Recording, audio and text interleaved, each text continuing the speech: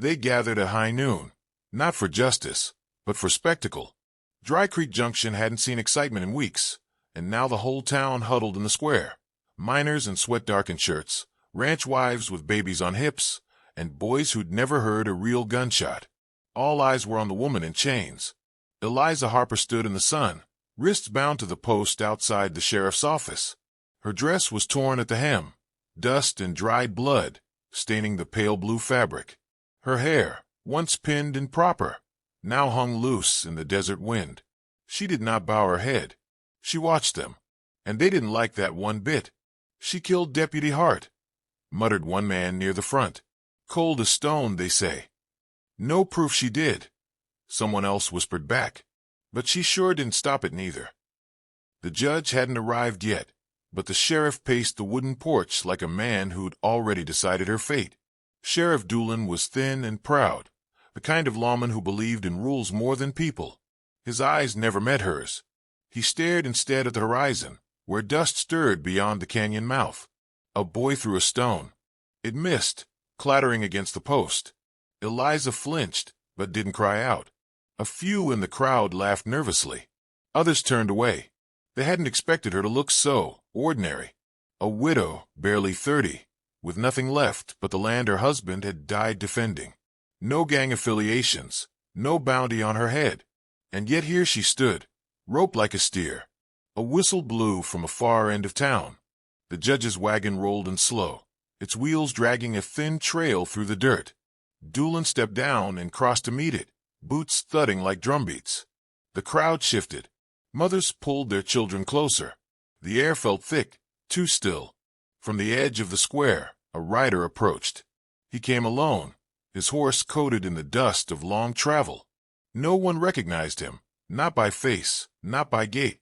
He wore a long coat that had once been military blue, but had faded to the color of the desert. A rifle was strapped to his back, and silver glinted faintly at his hip. He dismounted without hurry, tying his horse to the rail outside the saloon. Then he walked forward, silent, through the split crowd. No one stopped him. Something in the way he moved, like a man used to danger but no longer impressed by it, parted the watchers as surely as a drawn gun. He stopped in front of Eliza. She looked at him, hard, like someone expecting more betrayal. He didn't speak, just stared at her, eyes narrowing. The judge cleared his throat and opened his book, voice loud and too clean for the dust-covered square. "Elizabeth Harper, you stand accused of aiding and abetting known outlaws, of obstructing lawful justice, and of murdering Deputy Edward Hart on the evening of May 22nd, by way of concealed firearm." He paused. "Do you have anything to say before sentence is passed?" Eliza straightened. "I didn't murder anyone," she said calmly. "He came into my house with a gun. I warned him. He didn't listen." "You harbored fugitives," the judge replied. "I harbored a child," she snapped. 9 years old, shot in the leg, and bleeding out on my porch." The crowd murmured. The judge raised a hand. "Enough. The sentence. She's spoken for." The voice didn't shout. It didn't need to. Gravel-rich and cold as mountain stone, it cut through the heat and the chatter like a blade. Heads turned. The stranger stepped forward. Sun caught his eyes, gray and sharp. Sheriff Doolin moved to intercept, one hand on his belt. "This is official business," Doolin barked. "Move along." "She's spoken for," the man repeated, not looking at the sheriff. "By me." "Who the hell are you?" Doolin demanded. The stranger finally turned. "Name's Whit." That should be enough. It wasn't, but something in the way he said it, the weight, the certainty, made Doolin hesitate. Whit's hand rested near his revolver, easy, like it had always been there. The judge, for once, said nothing. Eliza's eyes didn't leave Whit's face. Her jaw tightened. "You don't know me," he said softly, only for her.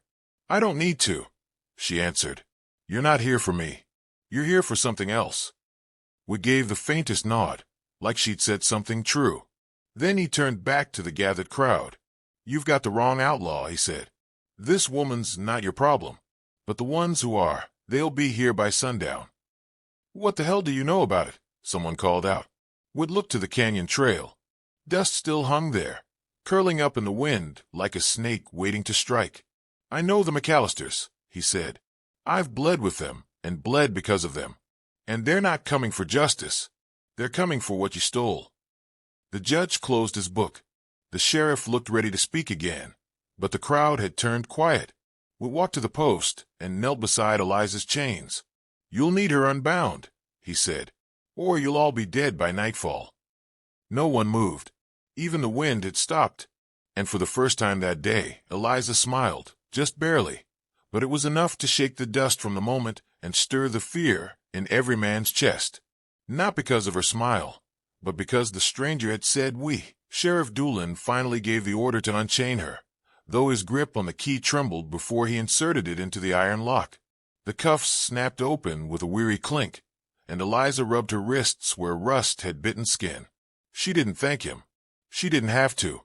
The man called Wit had shifted the balance of the whole town with fewer words than most men use at breakfast. They gave her a cot inside the sheriff's office, posted 2 deputies at the door, and let Wit sit in a chair across from her, like they were strangers meeting over coffee instead of 2 people thrown into the eye of something old and unfinished. The office was hot and dim, slats of sunlight slicing across dust-filled air. Flies buzzed at the window. Neither spoke for a long moment. Eliza sat on the edge of her cot, elbows on her knees. Wit leaned back in the chair, legs crossed, hat shadowing his face.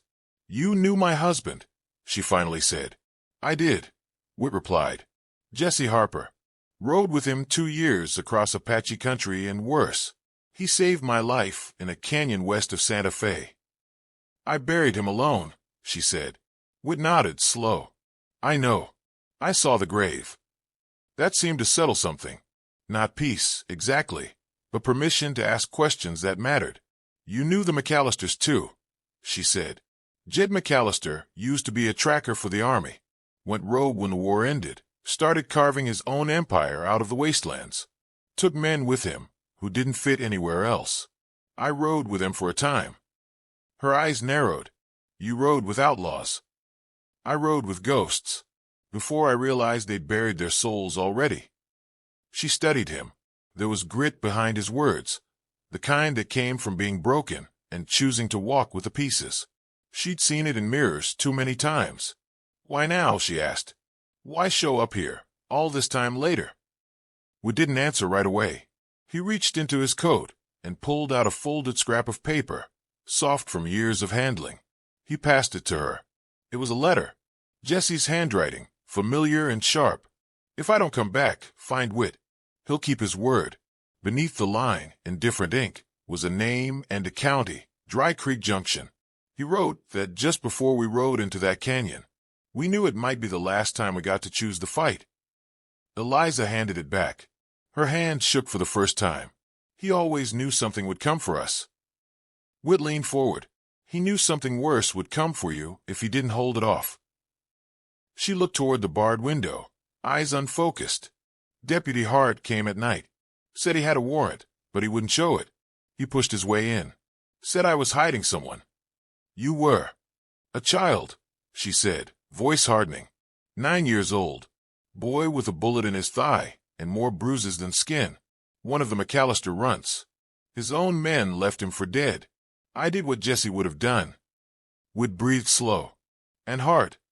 "He wanted the gold," she said. "Jesse left some behind. Told me never to spend it unless the world ended. Hart knew. He tried to take it. Said I was guilty just by blood. I warned him not to draw. He did anyway. You shoot to kill." I aimed for the shoulder. He twisted into it. Fell on his own damn knife. Wood didn't question her again. He'd seen the kind of men who wore law like armor to excuse their rot. Hart had been one of them. "I didn't bury him," she added. "Didn't feel right." Whit nodded. Outside, someone shouted about smoke on the ridge. Distant thunder that wasn't thunder at all rumbled down the canyons. "They're closer than they want you to think," Whit muttered. "Jed likes to let fear soak in first." Eliza stood. "Then you better tell me what you plan to do about it." Whit stood too, slower, older in his bones than he looked in stance. "I plan to bleed, probably," he said with a faint smile.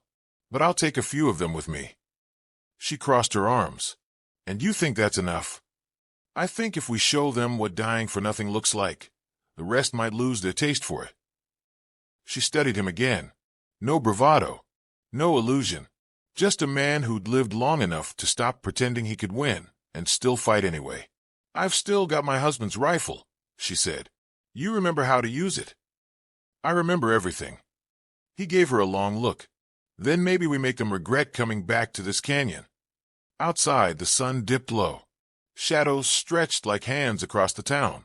Somewhere in that vast stretch of wasteland, the McAllister gang was riding in, bringing with them the ghosts of old wars, broken oaths, and the kind of justice no court could deliver.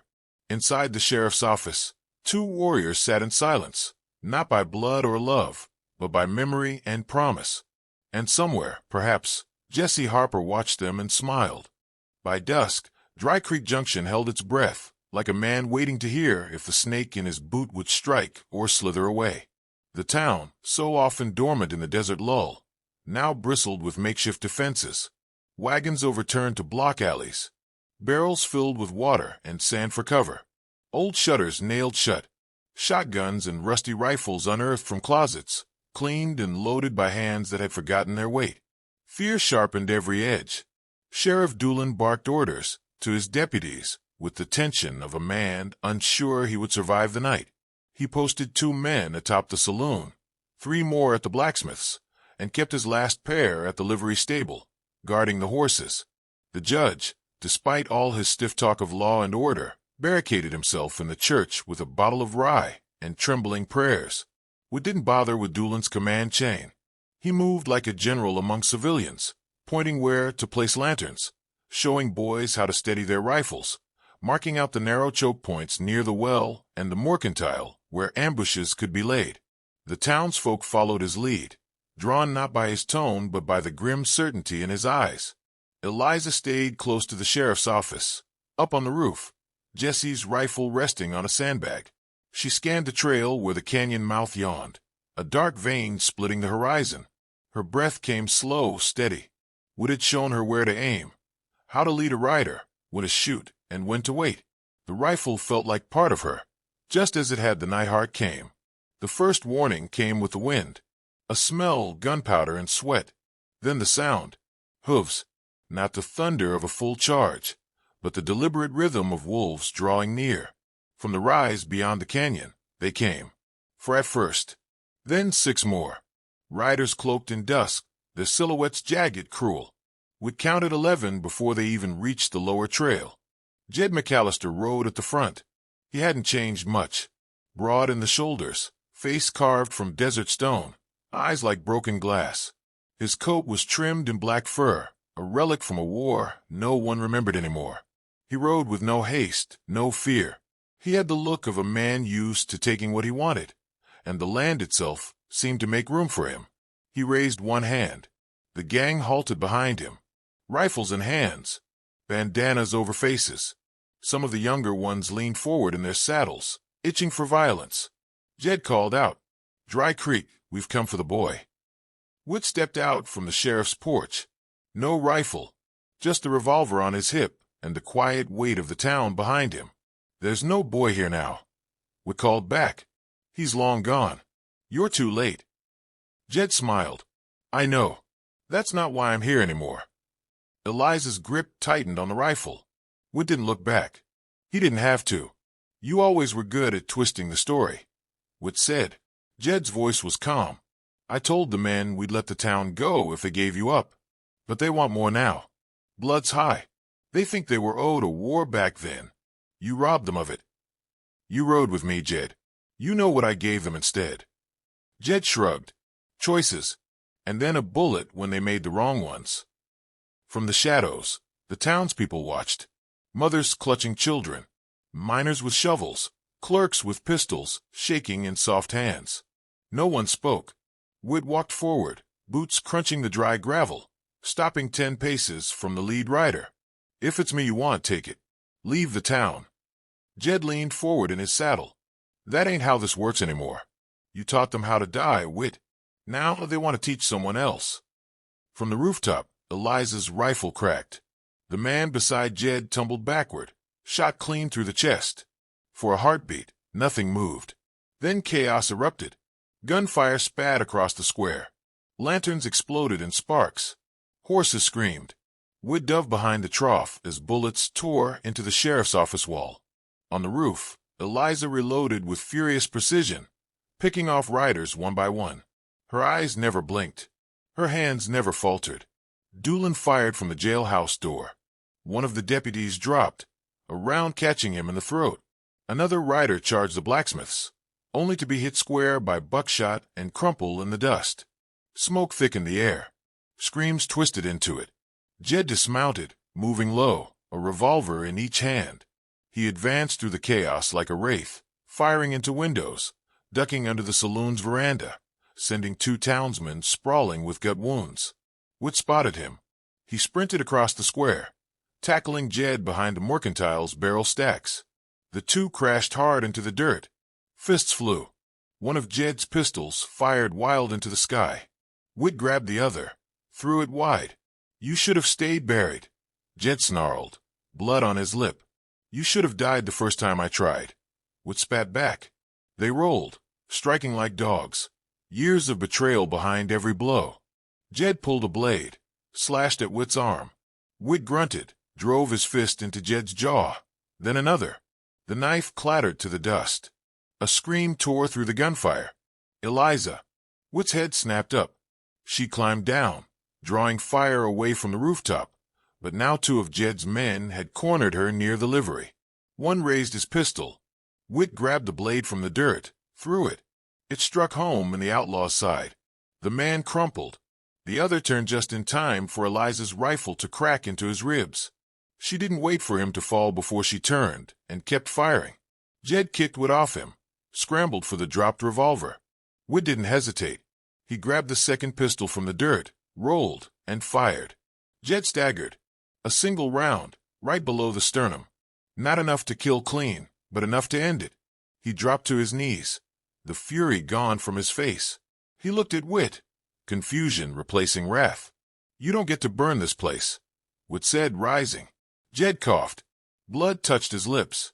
"You were one of us once. I was better when I left." Jed slumped forward, and the fight drained from the gang like water through sand. The surviving outlaws broke ranks. Some rode. Some dropped their weapons and ran into the desert dark. The townsfolk, wounded and wide-eyed, held their ground. And then it was over. Smoke drifted across the ruined square. Fire smoldered but didn't spread. Doolin limped across the boardwalk, clutching his shoulder. Children peeked from cellars. Wives emerged with bandages and blankets. A broken town, but still standing. Eliza found Wood beneath the sheriff's sign. His shirt was soaked with blood, but he sat upright, breathing hard. She crouched beside him. "You throw a knife like a harper," she said. He smiled weakly. "He taught me. Said it was your kitchen knives I should fear most." She laughed, quietly, through tears. He was right. Night settled around Dry Creek. A town that hadn't seen a legend in years now had one etched into every cracked wall and bloodstained plank. But the story wasn't done yet. Not with Jed's body cooling and a promise still unspoken. Morning crept over Dry Creek slow as molasses, casting long fingers of light across the broken town. Smoke still curled from blackened wood, and the scent of gunpowder clung to the air like a bad memory. But the quiet was honest now, no longer the stillness of dread, but the hush that follows survival. Wood sat on the edge of the sheriff's porch, his arm wrapped in torn bandages, boots planted in dust-stained red. The pain in his ribs pulsed steady, but he welcomed it. It reminded him he was still here, that the boy he used to be hadn't taken him down with Jed. Eliza moved through the town, like a woman born to lead.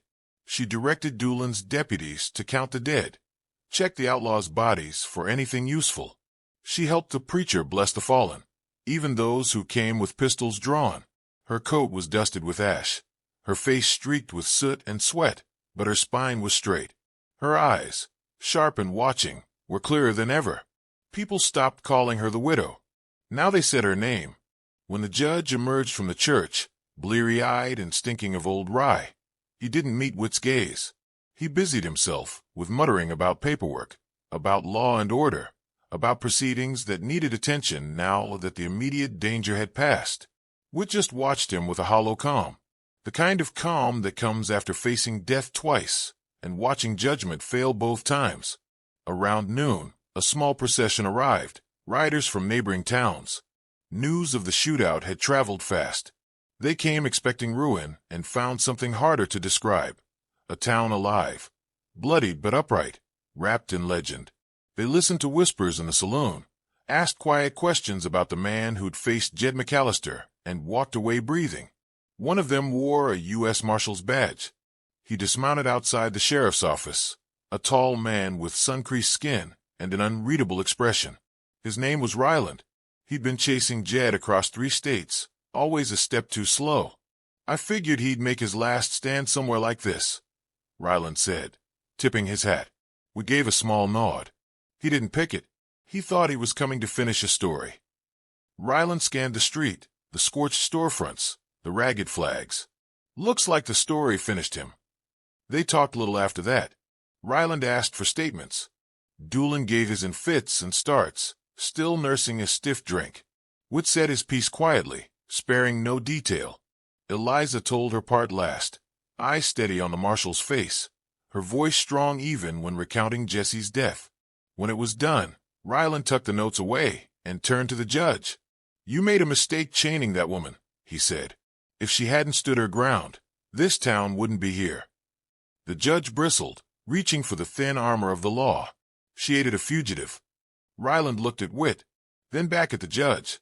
You mean the man who stopped a massacre and put down a murderer I've chased half my career? History doesn't erase facts. No, Ryland said, but it has a way of changing how we remember them. Later that evening, a hearing was held, not out of necessity, but ritual. The town gathered in the saloon, the only place wide enough to hold everyone. The air was thick with candlelight and the quiet murmur of justice being reconsidered. Eliza stood before them, hands free, chin raised. The judge read from his notes, though his voice lacked conviction. He spoke of broken laws, harboring a fugitive, endangering the peace. But each word fell like dust on stone, empty, forgotten before it touched the ground. When Whit was called forward, he did not defend her with speeches. He didn't need to. He spoke of what he saw, her courage, her clarity, her refusal to bend when fear closed in on all sides. How she'd carried the memory of her husband like a torch, and how she'd stood not just for him, but for the soul of the town itself. The marshal was last to speak. I don't see criminals here, Ryland said. I see survivors. I see defenders. If the law can't make room for that, then the law needs a hard look in the mirror. The room was silent when he finished. The judge cleared his throat, shuffled his papers, and finally, perhaps for the first time, saw the truth not as ink on a page, but in the eyes of those watching him. With reluctance stiffening every word, he declared the charges dismissed. No record, no stain. A breath was released across the saloon that no one realized they'd been holding. Eliza nodded once and stepped down. Whit met her near the door. They didn't speak. They didn't need to. The bond between them had been forged in fire and silence, and it held firm. Outside, the stars stretched wide across the desert sky. The town slept more easily that night, wrapped in the knowledge that something had changed, not just in their buildings or routines, but in their bones. They were no longer a town that watched injustice pass through. They had faced a storm and named it. In the morning, Whit saddled a horse. Eliza stood beside him, arms crossed. "You're leaving?" she asked. "I've never been much good at staying." She looked out across the trail, where the canyon shadows still reached like fingers. "You ever think about starting over?" "I think about it," he said, adjusting the saddlebag. "Then I think about the blood on my hands." She touched his arm, gently. "Sometimes blood's not what stains us. Sometimes it's the things we walk away from." He held her gaze, uncertain for the first time since she'd met him. "What would I even do here?" he asked. She shrugged. "Plenty needs fixing. Fences, lives, people like you." He considered that. The wind tugged at his coat. "I could try." "That's all any of us do," He dismounted slowly, more from disbelief than weariness.